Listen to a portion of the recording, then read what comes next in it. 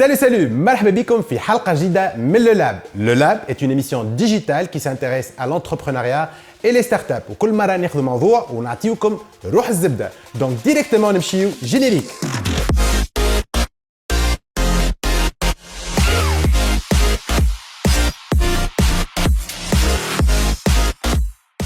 Donc, le principe في le lab كل مرة ناخذ موضوع ونجيبوا experts et entrepreneuses باش يعطيونا الاكسبرتيز نتاعهم في الموضوع اللي خذيناه.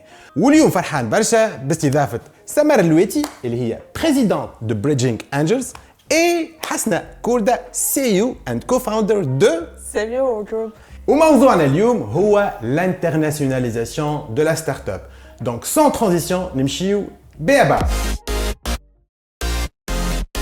سمر كما كنا نقدم موضوعنا الانترناسيوناليزاسيون اللي ستارت اب كلها تحب تخرج للمارشي انترناسيونال. السؤال اللي تطرح وقتاش لا ستارت اب تخرج للمارشي انترناسيونال؟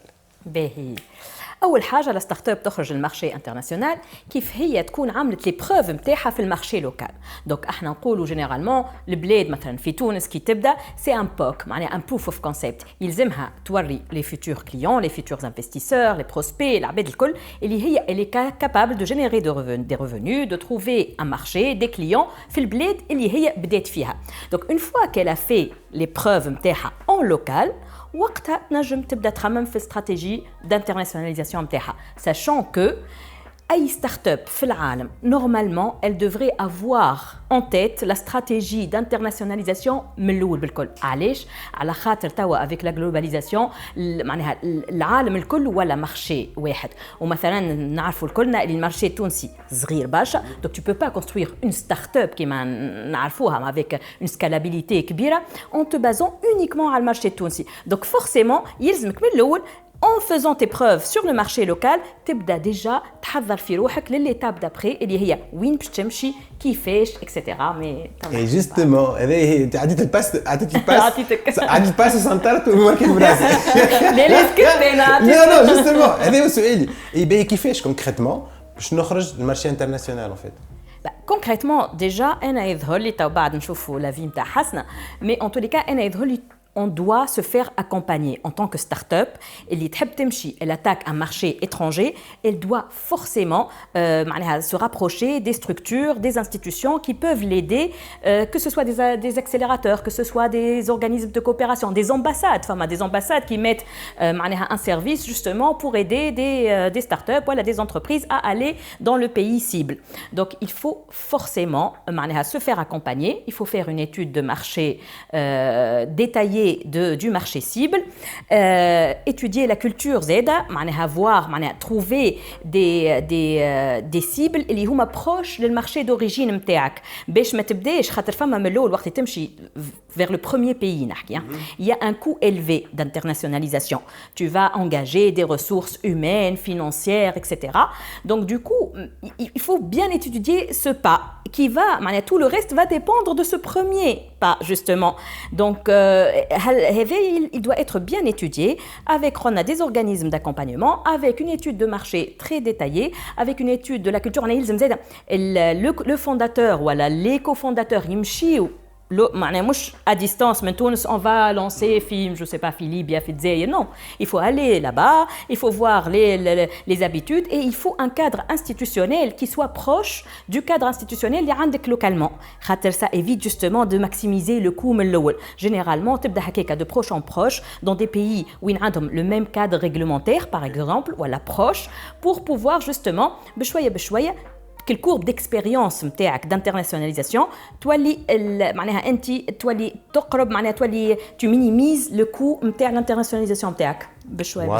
هي البرشا حسنا en fait la question هي ديما نراو لي ستارت اب في الرود ماب نتاعهم يحطوا البروجيكسيون ومن العام الاول يقول لك خارجه الانترناسيونال. انت في وسط الاكسبيريونس بيدها حسب تجربتك quelle est la durée idéal pour sortir ou كيفاش تنصح معناتها les startups باش ينجموا C'est très aléatoire. Au moment où on trouve ce qu'on appelle le product market fit, il y a une certaine prédisposition, voilà, une readiness d'aller à l'international.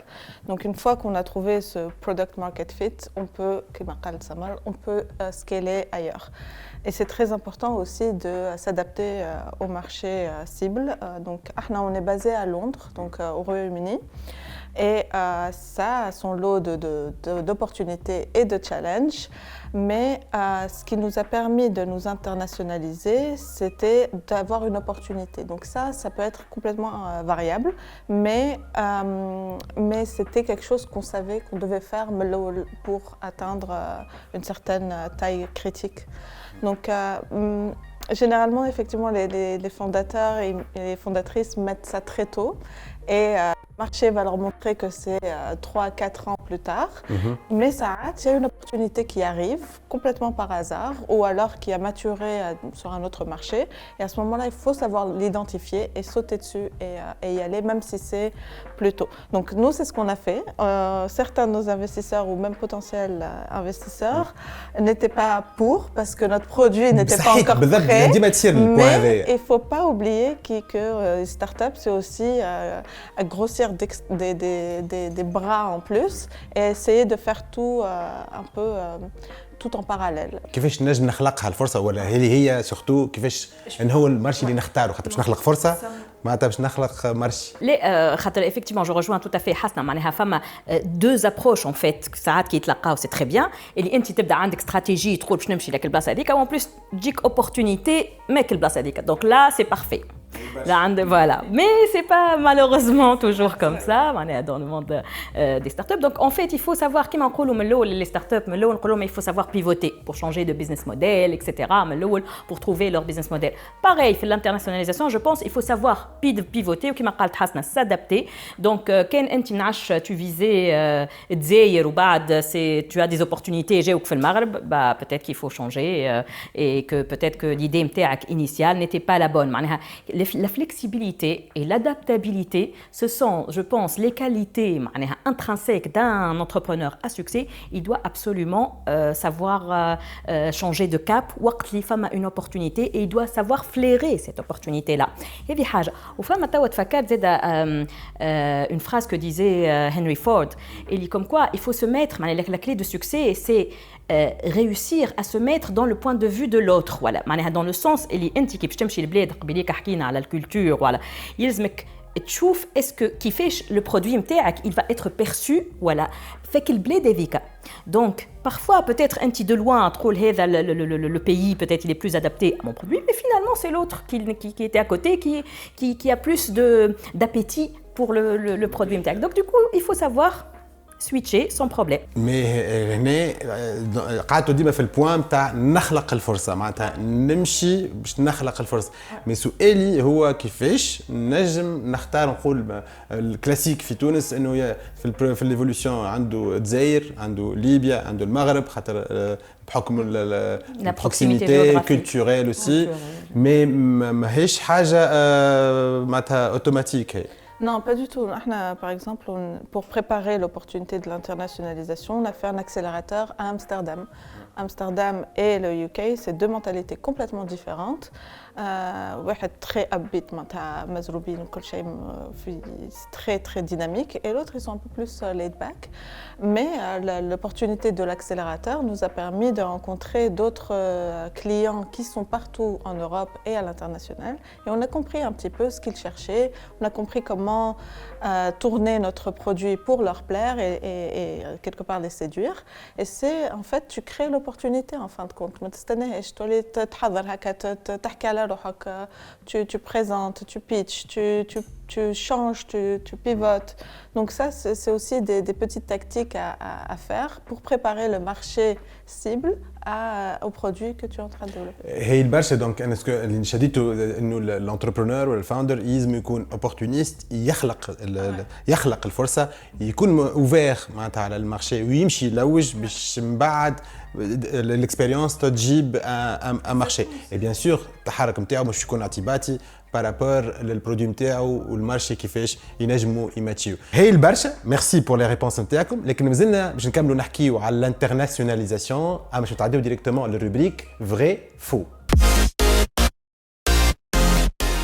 كالعاده في الروبريك فري وفو باش نسال اسئله للزانفيتي نتاعي وهما باش يجاوبوا على لي كيسيون نتاعي. اذا كان لا كيسيون فري يهزوا فري واذا كان لا كيسيون فو بيان سور باش يهزوا فو. سا فو فا؟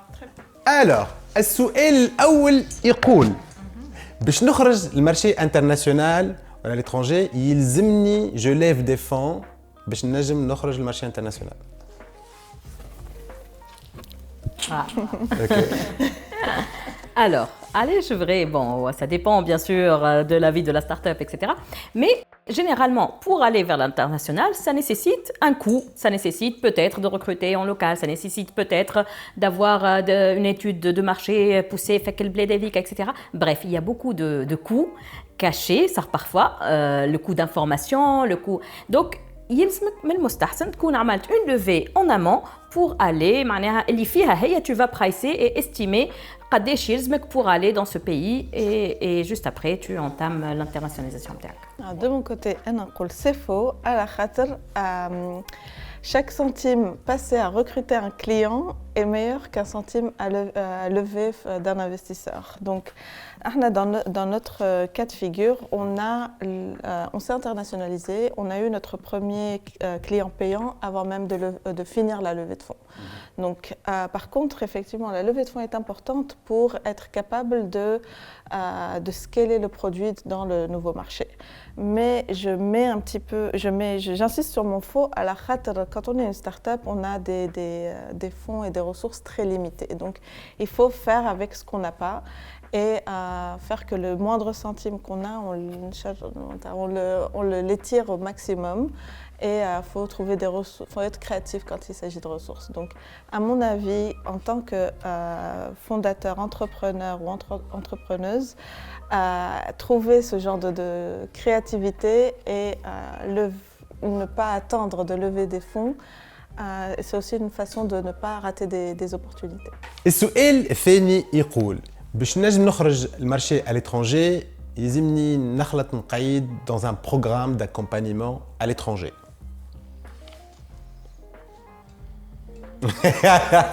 J'entends oui, non. Les deux, vrai et faux. J'hésite moi aussi, j'hésite. Ok, on va faire le vrai et le faux. Allez. Ok. Ouais. Allez, ça Très bien, très bien. Oui, parce que justement, on a insisté, je pense, en début d'émission, le fait qu'il faut connaître la culture du pays cible, il faut connaître le marché, aller prospecter sur place.